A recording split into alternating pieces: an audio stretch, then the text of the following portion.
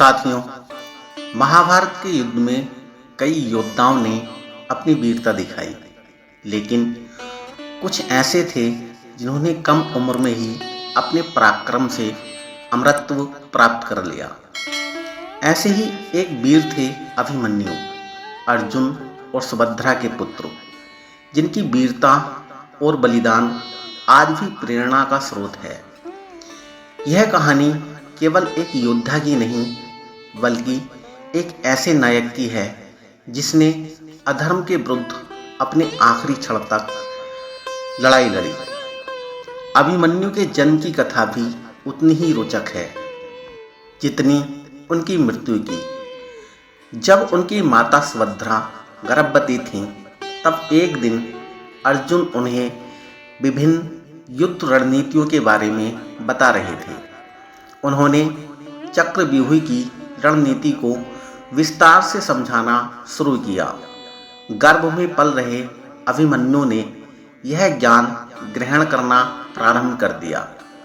जब अर्जुन चक्रव्यूह से बाहर निकलने की विधि समझाने वाले थे, तभी भगवान श्री कृष्ण ने देखा कि सुभद्रा को नींद आ रही है। उन्होंने अर्जुन को रोक दिया, जिससे अभिमन्यु को चक्रव्यूह में घुसने की विधि तो ज्ञात हो गई, परंतु बाहर निकलने की कला नहीं सीख पाए। यह वही बात थी जिसने उनके जीवन का सबसे बड़ा मोड़ बनाया। अभिमन्यु का पालन पोषण द्वारका में हुआ, जहां वे भगवान श्री कृष्ण और बलराम के विशेष स्नेह के पात्र थे। अर्जुन ने स्वयं अभिमन्यु को धनुर्विद्या सिखाई, जिससे वे एक कुशल धनुर्धर बने। बलराम ने उन्हें गदा युद्ध की कला में निपुण किया। भगवान श्री कृष्ण ने उन्हें राजनीति और युद्ध की रणनीति में भी निपुण बनाया।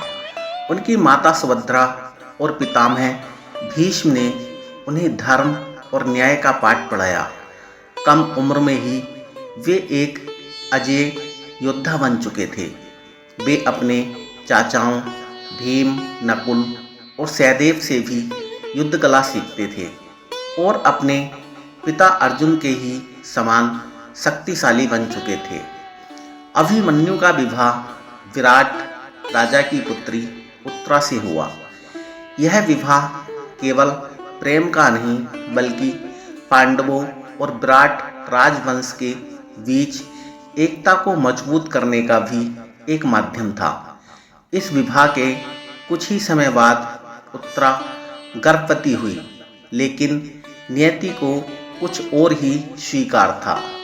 कुरुक्षेत्र में महाभारत का महासंग्राम छिड़ चुका था। अभिमन्यु, जो केवल 16 वर्ष के थे, अपने पिता अर्जुन के साथ युद्ध में भाग ले रहे थे। उनका पराक्रम देखकर स्वयं कौरव सेना भी भयभीत थी। युद्ध के 13वें दिन कौरवों के सेनापति द्रोणाचार्य ने एक अत्यंत जटिल चक्रव्यूह की रचना की। चक्रव्यूह एक ऐसी रणनीति थी जिसमें प्रवेश करना कठिन था और बाहर निकलना उससे भी अधिक कठिन था। अर्जुन और श्री कृष्ण उस समय दूर किसी अन्य मोर्चे पर थे, जिससे पांडवों के पास चक्रव्यूह को भेदने वाला कोई नहीं था। तभी अभिमन्यु ने आगे बढ़कर कहा, मैं चक्रव्यूह में प्रवेश कर सकता हूँ। मैंने जन्म से ही यह विद्या सीख रखी है। युद्ध नीति के अनुसार कोई योद्धा अकेले चक्रव्यूह में प्रवेश नहीं करता। इसलिए पांडवों ने योजना बनाई कि अभिमन्यु चक्रव्यूह में प्रवेश करेंगे और पीछे से भीम, युधिष्ठिर, नकुल, सहदेव और द्रुपद पुत्र धृष्टद्युम्न उनका अनुसरण करेंगे। परंतु कौरवों के षड्यंत्र के कारण जयद्रथ ने पांडवों को रोक लिया और अकेले अभिमन्यु को चक्रव्यूह में प्रवेश करने दिया। अभिमन्यु ने अकेले ही कौरवों की सेना को ध्वस्त करना शुरू कर दिया। धनुष की मार से कौरवों के हजारों सैनिकों को परास्त कर दिया। दुशासन, कृतवर्मा, शल्य और कर्ण को युद्ध में पछाड़ दिया। अपने बाणों से भीष्म और द्रोणाचार्य की सेना को विचलित कर दिया। परंतु यह देख कौरवों ने नियम विरुद्ध युद्ध करने का निर्णय लिया। जब कौरवों ने देखा कि अभिमन्यु को अकेले हराना असंभव है, तो उन्होंने अधर्म का सहारा लिया। कर्ण ने अभिमन्यु का धनुष तोड़ दिया। द्रोणाचार्य ने उनके रथ के घोड़े मार दिए। दुशासन के पुत्र ने गदा से उनके सिर पर प्रहार किया। सभी महारथियों ने मिलकर एक साथ हमला कर दिया।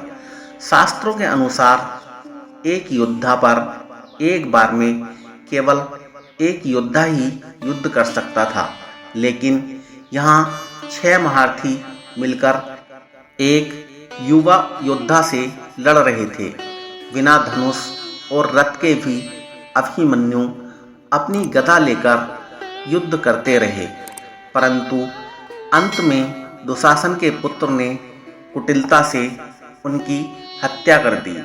जब अर्जुन को अभिमन्यु की मृत्यु का समाचार मिला, तो उन्होंने क्रोध में प्रतिज्ञा की, यदि मैं कल सूरज ढलने से पहले जयद्रथ का वध न करूं, तो मैं स्वयं अग्नि में समा जाऊंगा।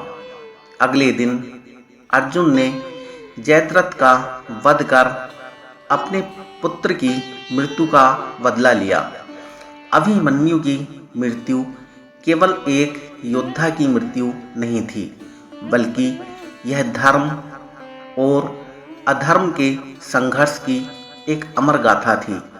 उनकी पत्नी उत्तरा के गर्भ में जो संतान थी, वही आगे चलकर महाराज परीक्षित बने और कुरु वंश को आगे बढ़ाया। परीक्षित के वंश से आगे चलकर भगवान श्री कृष्ण की कृपा से भारत का भविष्य सुरक्षित हुआ। अभिमन्यु केवल 16 वर्ष की आयु में वीर गति को प्राप्त हुए, लेकिन उनका साहस और शौर्य उन्हें अमर बना गया। आज भी उनकी गाथा हर वीर हृदय को प्रेरित करती है। अभिमन्यु मरा नहीं, वह इतिहास में अमर हो गया। साथियों, वीडियो अच्छा लगा हो तो लाइक कर दें। हमारे चैनल पर नए हों तो इसी प्रकार के और वीडियोज़ देखने के लिए चैनल को सब्सक्राइब कर लें। धन्यवाद।